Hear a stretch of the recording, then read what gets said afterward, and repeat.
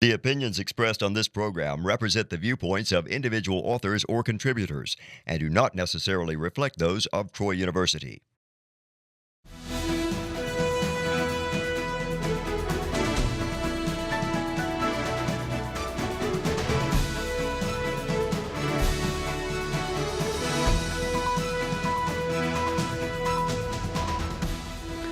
Hello and welcome to EconVersations. I'm your host, Dr. Dan Sutter of the Johnson Center for Political Economy at Troy University.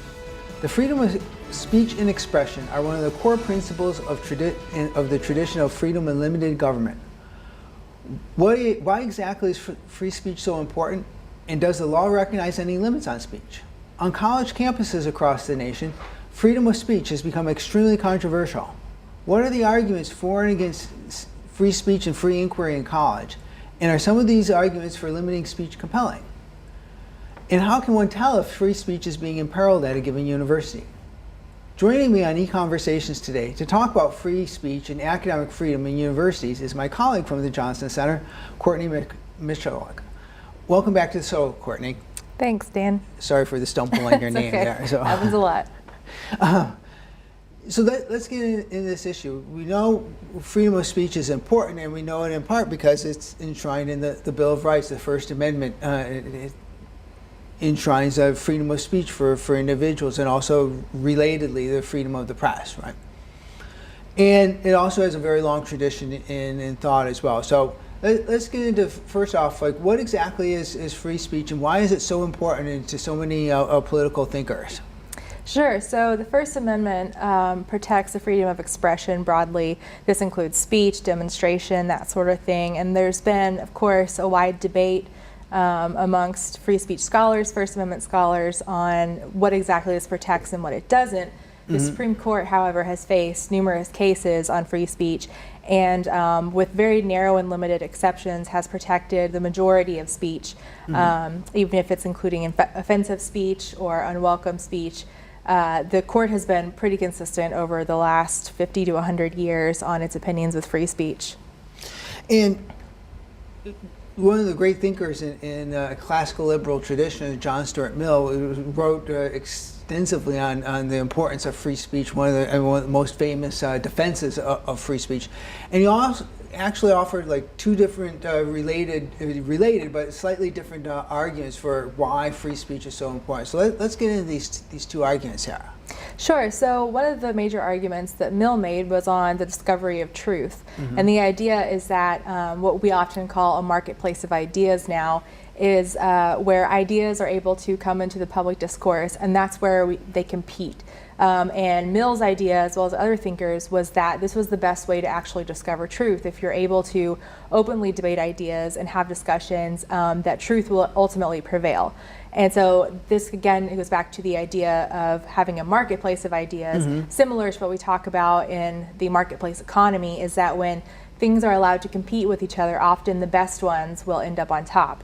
And so this is sort of the rationale behind having a marketplace of ideas, especially in the public discourse, in the press, and otherwise. So, if we want to take this this metaphor a little bit farther, so then as you and I as consumers in the marketplace would be buying goods and services, and so we might find whatever product, whatever computer or smartphone worked best for us would be what we would buy. Now, when we get into the marketplace, the idea of a marketplace for ideas, so people would be buying or like signing on to different doctrines based on whether they thought they were true or false. Is that how this would be working? Or? Well, this is a good question because it goes to Mill's sort of second part of the two-part argument for free speech, which is that the role in a limited government society, the ability to speak out freely against ideas and that sort of thing is part of the freedom of an individual. And so with Mill, and this again extends to your question, it's important because it really opens up the ability for, we're not necessarily buying and selling ideas, but ultimately the ability to be able to discuss these ideas openly is something that really characterizes a free society as opposed to a society that's under some sort of totalitarian rule or that sort of thing. And And then there's also an idea there of competition between different ideas, and it is that competition where I guess critics could point out flaws in arguments, right? Certainly. So the idea of competition is also something that I think goes to Mill's point, which is that when we've often talked about, especially on EconVersations, I know you've had people talk about this, but when the government is able to influence whether or not a business succeeds or fails, that ultimately reduces consumer choice. The same can really be applied to speech. So what I may believe is true may not be something that you believe is true, but in a society where the freedom of expression is protected, we can live harmoniously, and I don't have the government telling me that my ideas are wrong or you telling me that your ideas are wrong, and ultimately restricting our lifestyle choices. And this is important because clearly when we look back through the time, we see a lot of things that people believed were true in the past, we learned later weren't true, right? And so when you were trying to enforce a certain dominant ideas in society, we recognize that many times those dominant ideas weren't accurate. That's exactly right. And I think that goes to one of the misconceptions about the idea of free speech today is that often it's seen as protecting traditional ideas, but it's important to remember that the freedom of expression is what protects the advancement of ideas. So the ability to create new ideas and have new theory is ultimately what also protects. So the same thing that protects our traditional ideas and that sort of thing that we often think of, it also protects the progression of new ideas. And I guess that would also be a good reminder to us that some of the things that we think very sincerely today are true might well be revealed at some point in the future to have been not true as well. So I think it's a nice caution for us in our thinking about this. There's a second element of this story, and that is, we've hinted at it a little bit, and that's the great danger that could evolve or arise out of a government having the ability to control or limit speech, right? That's exactly right. So often we think of government as being a protector of the individual, and in some cases that's true. We certainly think of government as being able to protect, individuals from theft and that sort of thing against person and property. But when we think about the government protecting us against speech or expression that we think is either offensive or harmful, it's important to remember that often in the past, some of our most widely now accepted intellectual dissenters were perceived as offensive. You can think of social examples all the time. So, for example, speaking out against slavery was certainly offensive to some. The idea that women should have protected voting rights as well was also deemed offensive by some.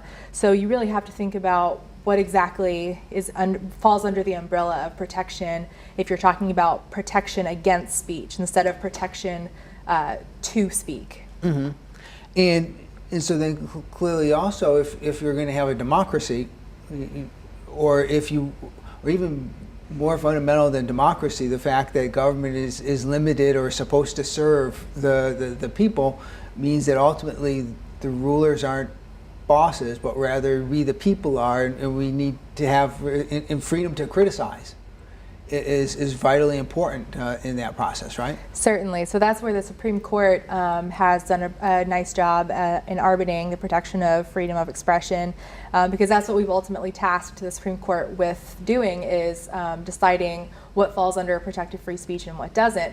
And so we've certainly provided a role within government for the court to be able to sort of have these prevailing opinions about what is protected expression and what isn't.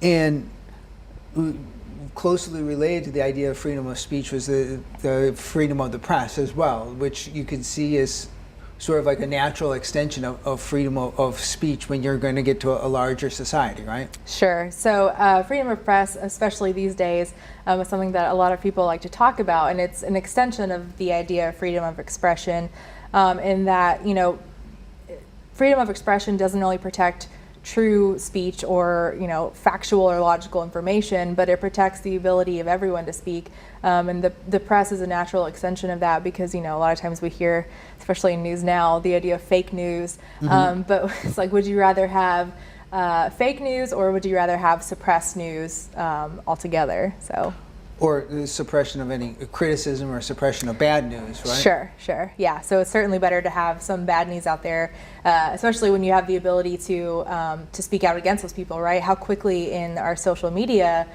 these days we're able to correct a story that's wrong.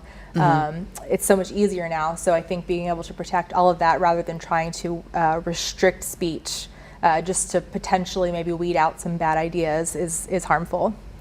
And as you suggest, I mean, I think actually sometimes people trying to advance things that aren't true or things that can be factually refuted is one of the best ways to make sure that you get the truth out there. Because if people never talk about it, I think that's a good environment where you can have conspiracy theories and whereas like if something comes up and gets discussed and the errors get pointed out, it helps lead us to the truth. Exactly right, and that goes back to Mill's idea again, is that this ultimate search for the highest truth, and that's how the competition between ideas. Again, if someone there's a news source that's coming out with a bad story and people are able to refute it, and ultimately the story gets corrected. That's how you keep building up to the ultimate truth. So these are all arguments for freedom of speech, freedom of press, freedom of expression generally in society. Let's get now to let's go to school, or let's go to campus now and see, to what extent these principles are important on college campuses as well. So certainly when you're talking about like faculty, the professors at a university, we're engaged in the production of knowledge. Some people could criticize if we ever actually come up with any knowledge, but we're attempting to do that. And so you can certainly see how, in terms of advancing the search for truth, that freedom of speech or free expression should apply for a faculty in this knowledge production process, right? Absolutely. So we typically think of faculty as being, these people who are searching for new ideas, who are the ones sort of creating the new ideas that eventually trickle down through society and become truth and policy or law. And so I think we typically think of faculty first in the protection of speech, but it also extends to others on campus as well. Well, yeah, and so then obviously in trying to convey ideas, I mean, if some ideas in certain fields are going to be controversial, I mean, it's a very natural reaction to try to suppress those ideas by simply not allowing them to be taught, right? Exactly. But what we really want to get into is whether students have free speech or restrictions of free speech for students. And so when we think of the college students, they're not generally engaged in this production of knowledge. They're not trying to come up with new theories that might the powers that be in society or important institutions might find offensive because it could somehow challenge their power in society. How important is free speech then for students from that standpoint? Free speech is extremely important for students because not only are they learning, they're learning the ability to argue and the ability to think and discuss new ideas, especially these days when so many students are graduating and finding jobs in the information sector, where your primary marketable skill is your education and your knowledge. We're moving away from sort of the production economy, right? I don't make things with my hands. I'm using my brain basically to come up with ideas and discuss them. So it's important to think about college education as a fundamental building block for students to be able to think critically about ideas. And so protecting students from certain ideas or values really does them a disservice, which is an interesting concept. Jonathan Haidt, who is a psychologist at NYU, he's spoken out a lot about this, how protecting students from certain ideas and expression actually sort of inhibits their psychological growth or their cognitive growth, because they no longer are exposed to things that they think might be, that they're going to have to defend themselves against or that sort of thing. So it's really stunting their learning ability as well if we protect them from certain ideas and don't extend the First Amendment to them. And even sometimes, just from a approach for teaching, challenging things that students think are true can be very helpful. And even sometimes when you're challenging them with arguments, sort of like can be defeated, but like the process of having to defend what you believe in, being able to come up with very good defenses for what you actually believe in is really important in the learning process as well, right? Of course, yeah. The Socratic method, of course, is famous on college campuses for being a good learning method, and so I think if you want to extend that further, or if you want to preserve that as a method of learning, I think free speech is a really important topic right now.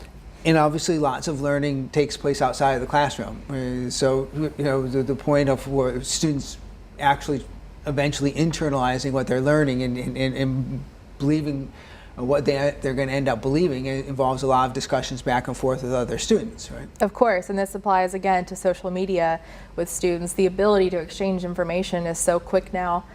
So really, there's more ability to learn about new ideas and that sort of thing. So it's important that we're allowing students to fully explore this range of intellectual ideas.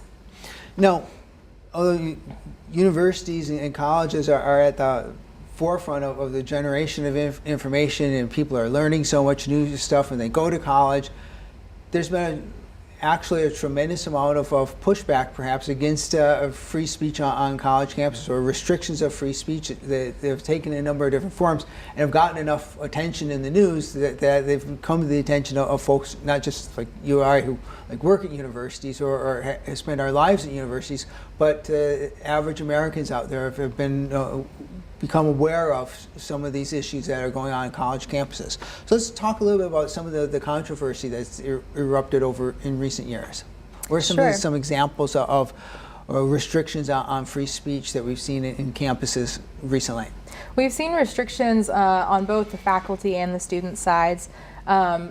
Especially, I'd say in the last 10 to 15 years, there's been sort of a resurgence in what the idea of free expression means on campus. Mm-hmm. And the reason this debate has come about is you have examples like at Brandeis University, for example, the Asian American Student Association put on a display in one of the main halls on campus to talk about what are considered microaggressions against Asian American students. So they were putting up examples of things that would be a microaggression, that's a popular term now for something perceived to be offensive to a student, but it's called a microaggression because it's not like an act of physical aggression or anything. So they put up examples of stereotypical questions that might be asked to an Asian American student that are considered microaggressions. And the display itself, actually, students complained that it itself was a microaggression. So the Asian American Student Association, which was trying to bring some of these microaggressions to light, ended up apologizing for the microaggression that they were causing other students. So that's an example of sort of interesting example of a free speech issue. You also have it on the faculty side. So Jeannie Suk, she's a law professor at Harvard University. She wrote an article for The New Yorker on how some law students at Harvard were asking law professors not to teach rape law, or in some cases not even to use the word violate, in case that it was a trigger for certain law students. And certainly some of these law students are going to go practice, criminal defense or that sort of thing, where the knowledge of rape law is not something to avoid just because it might make a student uncomfortable. So she had that example.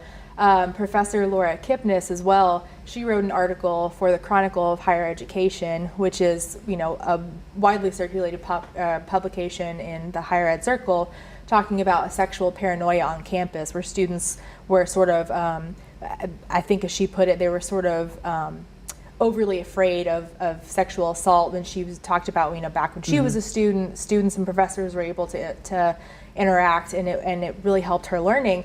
After she wrote that article, some students on her campus, they reported her for Title IX violations, which is a federal law against sexual discrimination on campus. And so students and professors, as well as even comedians, so Chris Rock, Jerry Seinfeld, Bill Maher, have all spoken out about how students have become so overly sensitive to things they perceive to be offensive or lewd or whatever, and they're able to actually punish these professors or other students for what they perceive to be slighted wrongs. So all these examples, and when it comes down to restricting free speech rights for students, a lot of this takes place through a mechanism that is known as a speech code that applies for students. Tell us a little bit what these codes are. Sure. So speech codes came about as a result of the civil rights movement and the inclusion of women in college admissions. Initially, speech codes were used to expand the inclusion of thought. So what this means is women and minorities were now on college campuses, and speech codes were actually designed to include more radical thought. And unfortunately, over time, the use of these speech codes has sought to restrict. And what that means is now speech codes do not say, you can't harm another student, for expressing their opinions. Now speech codes say you cannot say X, Y, and Z. It cannot be perceived as X, Y, or Z. And so speech codes have become this sort of violation of the First Amendment on public university campuses, as well as private schools, but especially on public university campuses, that tell students what they can and cannot say. And that includes what they can and cannot say, and it also includes when and where they can say things. So what can we tell about how, we certainly see news stories, but news stories don't really tell us a lot about exactly across different campuses how much restriction of free speech there is. What can you tell us about the evidence out there about how prevalent free speech or speech codes or offensive speech codes might be across campuses?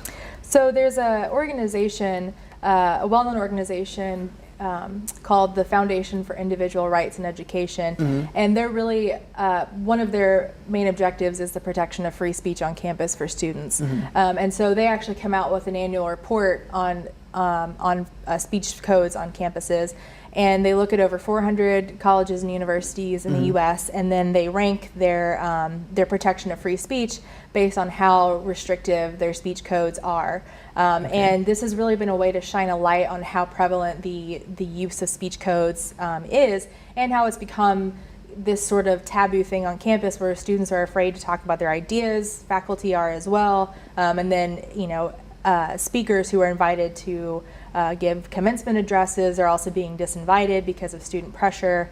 And so again, it goes back to this idea of the speech codes restricting rather than expanding any sort of protection on campus from speech. So we're here in Alabama, so what does this Guide to Free Speech do? Tell us about the state of free speech here at Alabama's universities. Well, unfortunately, we're no exception to some of the speech codes across the country.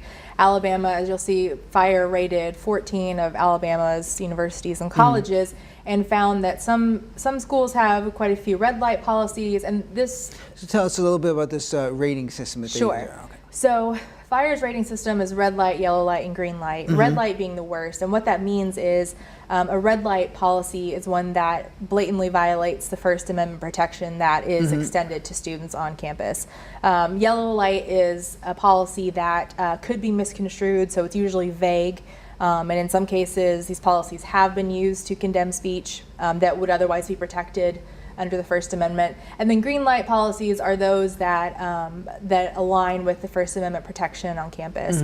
So as you'll see here, we have a few red light policies on campuses. And if a school has one red light policy, I believe that automatically qualifies the school as being what they call a red light school.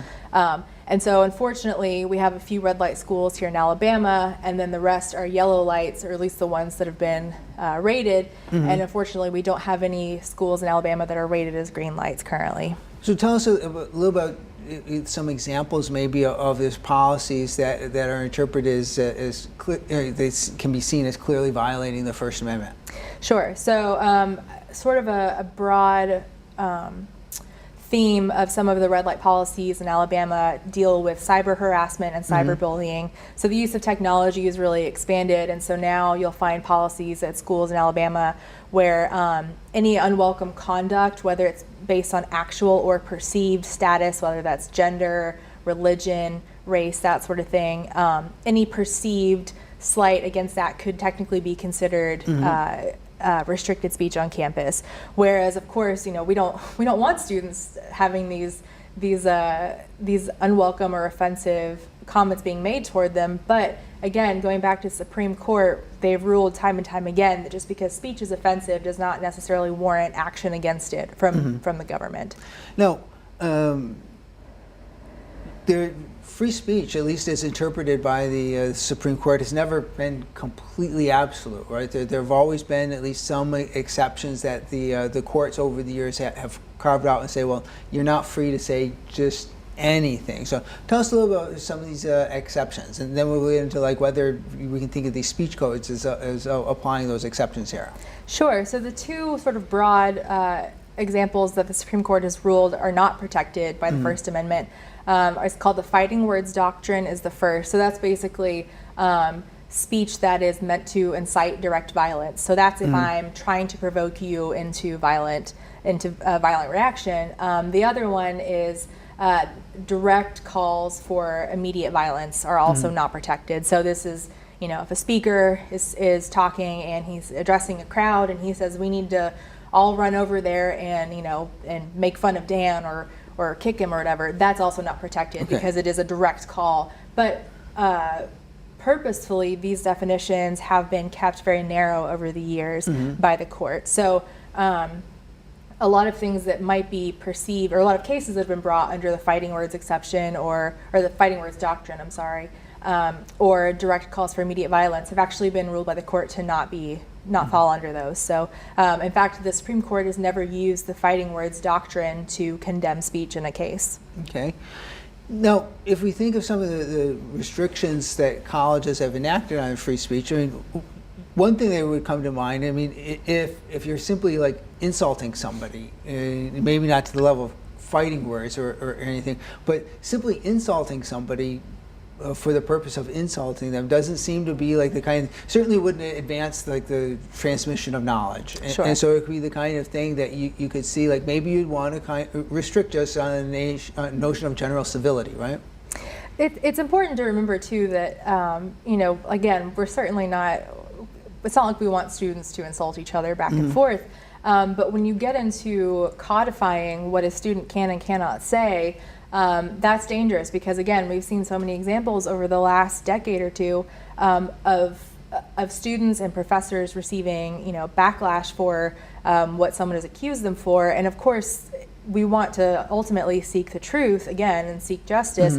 But oftentimes, our colleges and universities are the ones who are acting as on behalf of the court. So instead of taking an issue to court and deciding whether or not, in a court of law that something is right or wrong or protected speech, we're often just leaving it to college and university administrations, which is dangerous because they're not courts of law, and that's ultimately what our society and our country has put in place as an institution for these cases to be properly tried. To what extent is the problem with speech codes actually more of a problem of maybe hypersensitivity that you've alluded to before amongst college students? That, you could see one thing to have a rule saying preventing students in a class or one group of students from directly insulting other students in a truly offensive manner. But then it sort of becomes a gray area, like what exactly offends somebody, right? Exactly. So oftentimes you'll hear on both sides either things are offensive and we just haven't been aware of them, and then on the other side you have people saying, well, these things aren't offensive, we're just making them offensive now. So certainly there's an issue of sensitivity, whether students are too sensitive or not sensitive enough. And that's certainly a problem. But again, that's a debate that can be had in a civil discussion. And fortunately, with the protection of free speech and free expression, we're able to have those debates openly about what's offensive and what isn't. Whereas if we were in a society that didn't protect speech, we wouldn't even be able to have that conversation, perhaps. Well, thank you so much for coming on and talk about this and sharing some of these insights with us. Sure, thanks. And thanks for joining us. Join us again next time for another EconVersations.